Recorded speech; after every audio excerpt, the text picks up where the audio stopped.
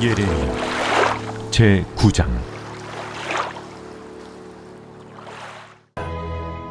그러므로 만군의 여호와께서 이와 같이 말씀하시되, 보라, 내가 내 딸 백성을 어떻게 처치할꼬. 그들을 녹이고 연단하리라.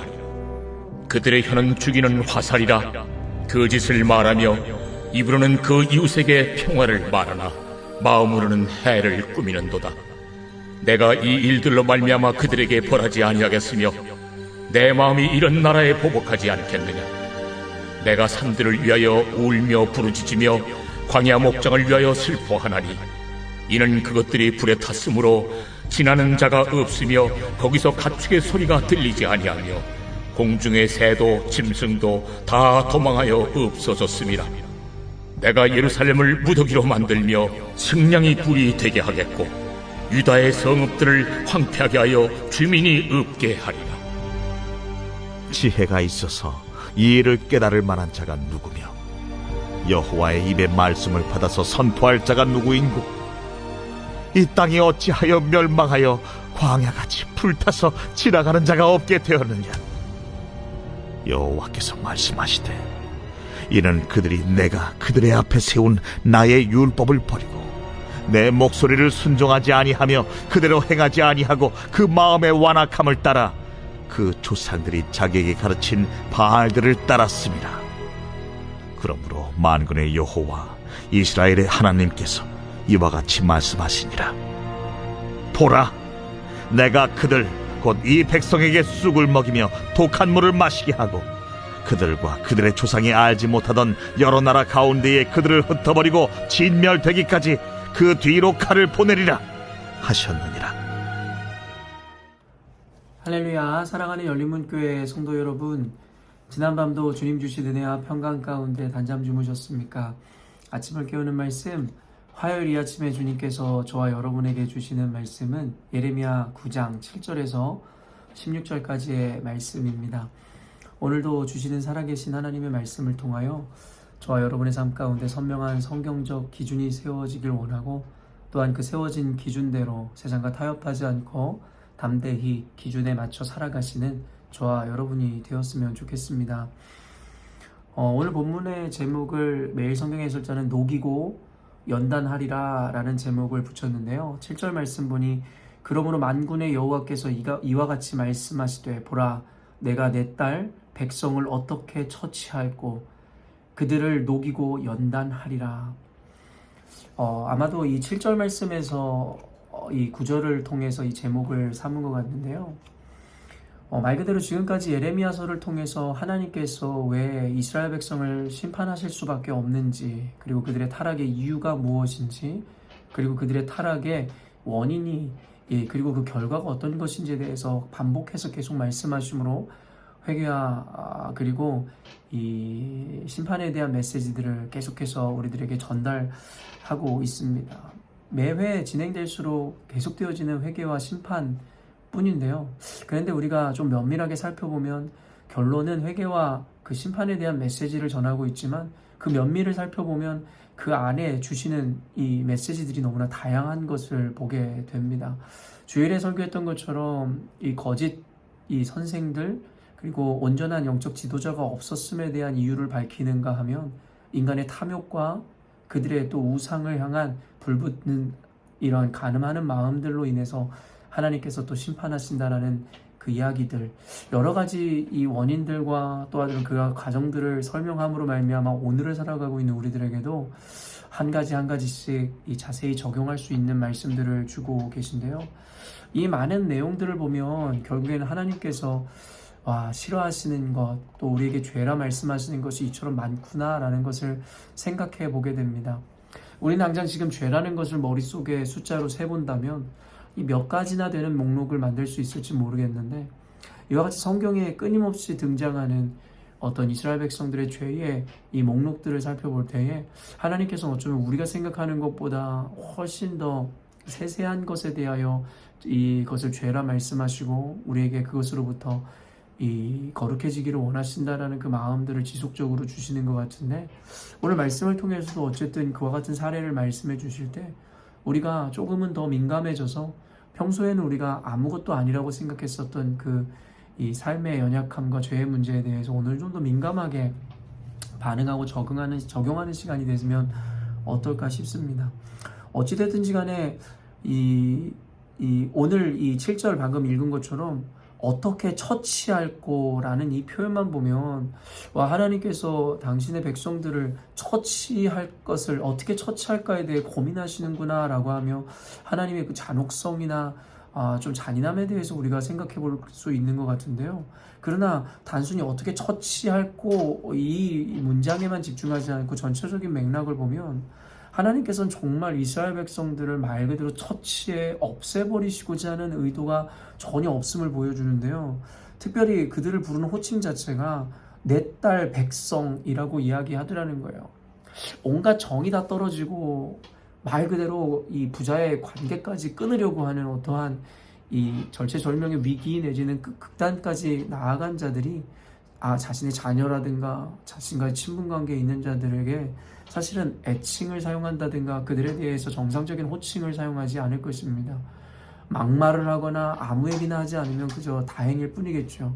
근데 하나님께서는 이스라엘의 반복적인 죄로 말미암아서 너무나도 낙심하여 결국에는 원치 않는 심판을 그들에게 허락하실 수밖에 없는 상황과 지경에 이르렀지만 그럼에도 불구하고 그들을 호칭할 때 여전히도 내 딸 백성이라고 이야기하며 그의 사랑을 여과없이 보여주더라는 것이죠.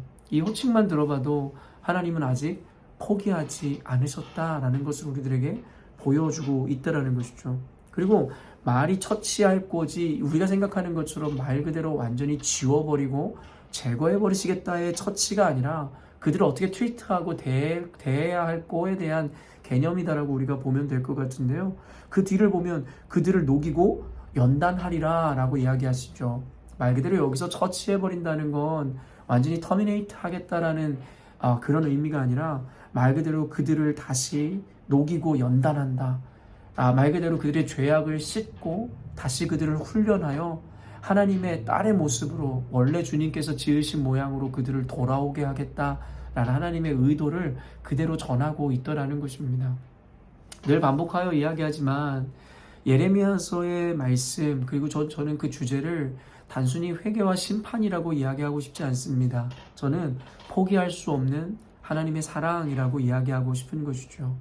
어떤 의미로 보면 이것은 또한 사랑의 세레나데라고도 이야기할 수 있지 않을까 싶습니다. 신부인 이스라엘 백성을 향하여 끊임없이 우상으로부터 그리고 반역과 간음과 죄악으로부터 돌아오라는 신랑 대신 남편 대신 이 하나님 아버지의 그리고 또 하나님의 마음을 우리들에게 여과없이 보여주고 있기 때문이라는 것이죠. 조금만 뒤집어보고 조금만 깊이 보면 그 안에 숨어있는 어떻게 보면 단순한 표현으로는 나타나지 않는 하나님의 숨은 의도들이 우리들에게 그대로 전해지게 되더라는 것이죠. 어찌되었든지 간에 이후에 보면 예레미야의 이런 탄식들 그리고 심판의 이유가 계속해서 등장하는데요. 11절 보면 내가 예루살렘을 무더기로 만들며 승냥이 굴이 되게 하겠고 유다의 성읍들을 황폐하게 하여 주민이 없게 하리라. 예레미야는 이스라엘의 참상을 보면서 탄식하고 앞으로 하나님의 심판에 의해 이 황폐해질 그 땅을 바라보며 이와 같이 이 탄식하는 장면들을 여과없이 나타나고 있는데요. 사람이 도무지 살 수 없을 것 같은 그와 같은 황무지, 황폐한 땅으로 바뀌어버린 그곳에는 사람이 살고 있지 않는 것처럼 그러나 그곳을 채우고 있는 자들은 어떤 자들이라고 사실은 성경에서 이야기하고 있냐면 어제 말씀의 5절 6절 보면 그들은 각기 이웃을 속이며 진실을 말하지 아니하며 그들의 혀로 거짓말하기를 가르치며 악을 행하기에 지치거늘 내가 사는 곳이 속이는 일 가운데 있도다. 그들은 속이는 일로 말미암아 나를 알기를 싫어하느니라. 여호와의 말씀이니라.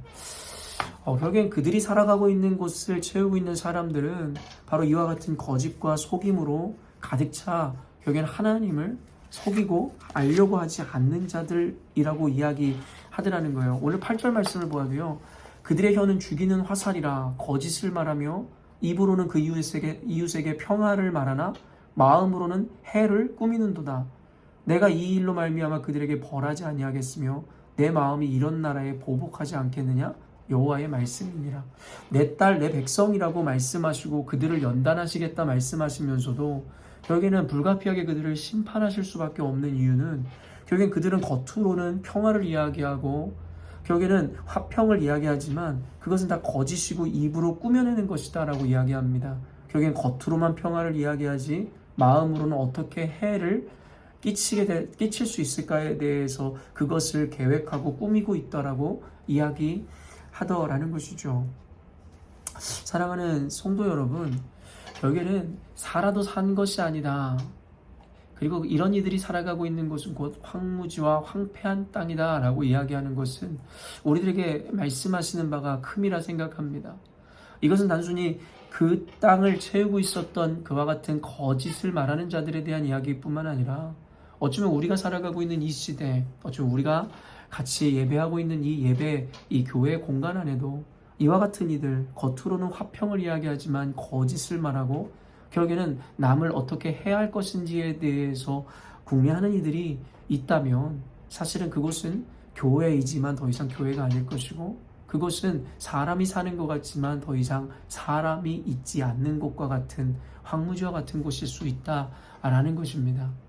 그리고 우리는 우리 스스로가 과연 이와 같은 자와 같지는 않는지에 대해서도 스스로에게 반문하며 늘 우리는 겉으로는 화평을 이야기하지만 속으로는 온갖 다른 것을 생각하는 자들의 이 외식되고 거짓된 삶을 살고 있지 않은지에 대해서도 한 번쯤은 점검할 수 있어야 된다라는 것입니다. 그러면서도 오늘 마지막 단락에 결론적으로 하나님께서 그들을 심판하시는 결정적인 그 이유에 대해서 이야기하는데요. 12절 말씀 보면 지혜가 있어서 이 일을 깨달을 만한 자가 누구며 여호와의 입에 말씀을 받아서 선포할 자가 누구인고 이 땅이 어찌하여 멸망하여 광야같이 불타서 지나가는 자가 없게 되었느냐. 물론 본질적인 의미는 그들의 거짓과 그리고 속임 그리고 하나님을 하나님으로 인정하지 않는 그들의 악함이다라고 이야기하면서도 그럼에도 불구하고 그들이 그 심판을 면할 수 있는 기회를 충분히 주셨는데 그들이 이 심판을 피할 수 없는 이유를 이렇게 밝히는 것이죠. 지혜가 있어 하나님을 깨닫는 자가 없고 그리고 여호와의 말씀을 온전히 선포할 자가 없었다라는 것입니다.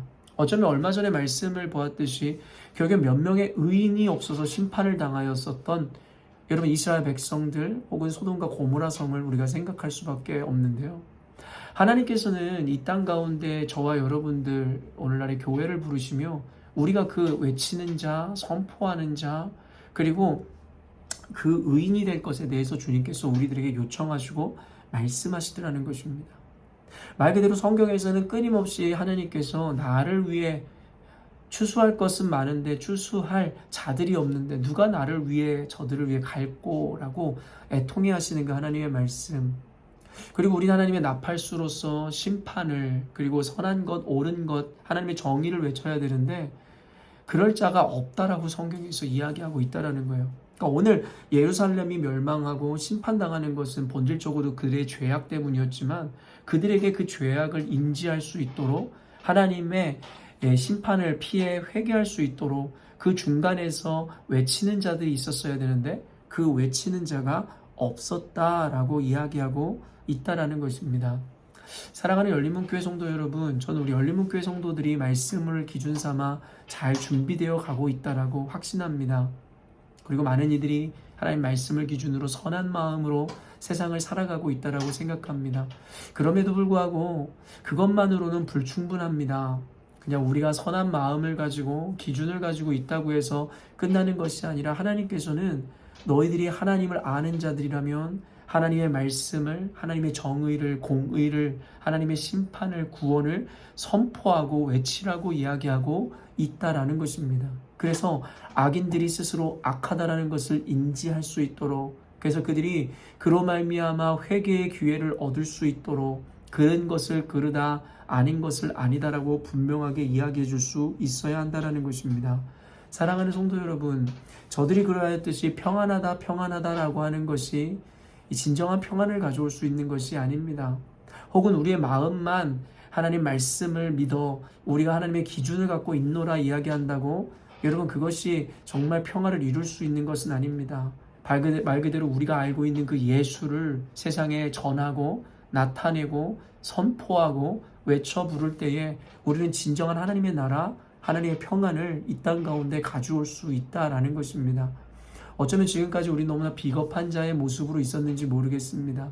하나님의 말씀을 알고 정의와 공의가 무엇인지 안다라고 이야기하면서도 주변에서 일어나는 불이라든가 죄악에 대해서 우리는 나는 인벌브되기 싫으니까 라고 이야기하며 외치는 자의 자리에 서지 않아 악인들이 악인으로 심판을 받고 멸망을 당할 수밖에 없는 것을 그저 지켜만 보고 있는 우리의 모습은 아니었나라는 생각을 해보게 됩니다. 사랑하는 성도 여러분, 일제치하에 있었을 때에도 결국 모든 국민들, 백성들이 염원했던 것은 일제치하로부터의 해방이었을 것입니다. 단순히 마음의 바램만으로 옳음을 아는 것만으로는 충분하지 않습니다.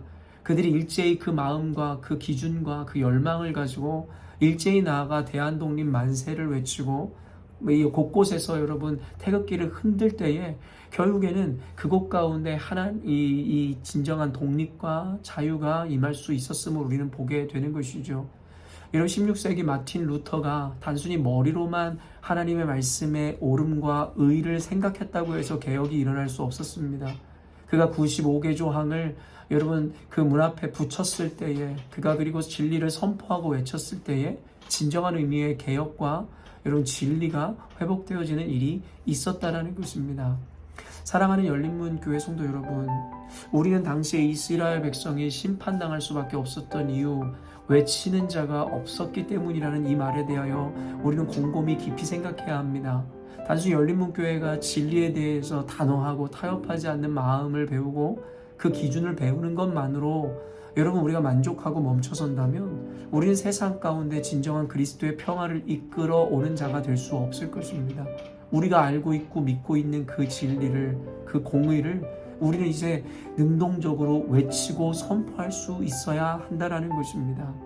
사랑하는 열린문교회 성도 여러분, 오늘 하나님께서 말씀을 통해서 우리들에게 조금 더 능동적이고 적극적으로 악한 세상 가운데 악인들에 대하여 우리가 대처하고 그리고 우리가 어떠한 모양으로 나아가야 되는지를 말씀하신다라고 확신합니다. 사랑하는 열린문교회 성도 여러분, 주변의 불의를 혹은 여러분 하나님을 알지 못하는 자들에 대하여 이런 좌시하시거나 그냥 멈춰서는 것이 아니라 여러분이 정말 하나님의 정의와 공의, 하나님의 사랑을 가지고 계시다면 적극적으로 외치시고 선포하시고 그른 것은 그르다, 옳은 것은 옳다라고 분명히 이야기하실 수 있었으면 좋겠습니다. 그때 하나님께서는 저와 여러분을 통해서 조금은 세상이 더 밝아지고 조금은 더 하나님 앞에서의 진정한 화평 가운데로 나아가는데 저와 여러분을 사용해 주시리라 믿습니다. 더 이상 비겁한 자의 자리에 서는 것이 아니라 하나님 말씀 앞에 담대해져서 하나님 앞에 외치는 자의 소리가 되어 우리가 하나님의 정의와 공의 그리고 하나님의 말씀을 세상 가운데 온전히 선포하고 전하는 자들이 되었으면 좋겠습니다. 함께 기도하겠습니다. 하나님 아버지, 오늘 말씀을 통해서 다양한 것을 생각해 보게 됩니다. 그동안 우리는 하나님 말씀을 배우고 예수를 아노라 이야기하면서도 당시 이스라엘 백성들이 거짓 평화를 논하였듯이 어쩌면 우리는 비겁하게 하나님 그저 겉으로 보여지는 평화를 얻기 위해서 내가 곤란함을 당하지 않기 위해서 어쩌면 외치는 자로서의 그 사명, 하나님 그것에 대해서 우리는 무책임하게 하나님 이 감당하지 않은 것은 아닌지를 생각해 보게 됩니다. 하나님, 그리스도를 만나 우리가 이제는 복음을 외치는 나팔수의 역할을 감당하라 주님 우리를 부르시지만 여전히 우리는 자신이 없고 용기가 없어 마음으로는 진리를 안다고 이야기하지만 그 진리를 외치는 자의 자리까지 나아가지 못하고 있음을 종종 보게 됩니다. 우리 사랑하는 성도들로 하여금 오늘 말씀을 통하여 이스라엘 백성의 심판의 이유, 멸망의 이유가 외치는 자가 없어 그들이 회개할 기회를 주지 못했음에 있음을 보게 하시고 이제는 우리가 조금 더 능동적이고 적극적으로 주변에 있는 하나님을 알지 못하는 자들에게 혹은 선을 행하지 못하는 자들에게 그른 것은 그르다, 옳은 것은 옳다라고 분명하게 선언할 수 있는 하나님 그 사명자의 자리로 우리를 부르심이라 믿습니다.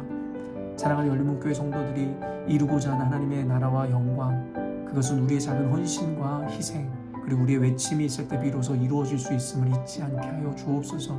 사랑하는 성도들로 하여금 말씀으로 굳건해지고 믿음으로 담대해짐으로 이 세상 가운데 우리에게 맡겨주신 사명을 온전히 감당할 수 있도록 주님 은혜를 더하여 주옵소서. 감사드리며 예수님의 이름으로 기도합니다. 아멘. 사랑하는 열린문교회 성도 여러분, 오늘도 주님께서 허락하시는 기회와 은혜의 하루를 맞이하게 되었습니다. 오늘도 하나님을 아는 자들로서 그의 부끄럽지 않은 온전히 전하고 선포하고 살아내는 삶을 여러분 오늘도 살아내심으로 하나님께는 영광이요 또 주변의 많은 이들을 구원의 길로 이끄시는 저와 여러분이 되었으면 좋겠습니다.